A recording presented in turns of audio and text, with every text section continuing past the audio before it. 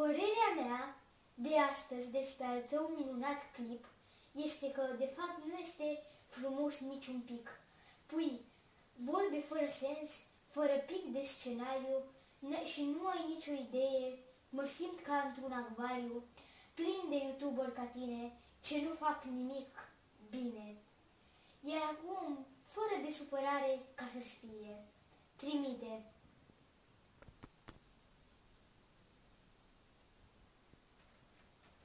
Ha!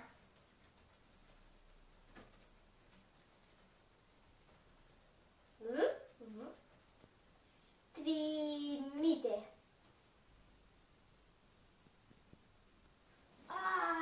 Ora 6 dimineața.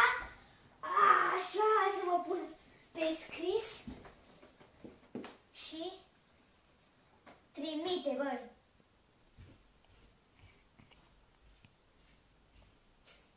Ha! Nu-mi place deloc de tine. Este ora 2 noaptea și încă îți urăsc clipurile. Trimite, băi!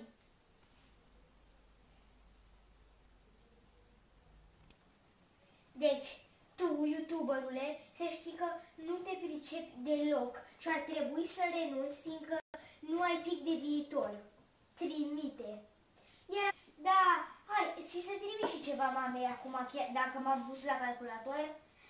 Te iubesc foarte mult și sper că să ne vedem acum, zilele astea. Ok?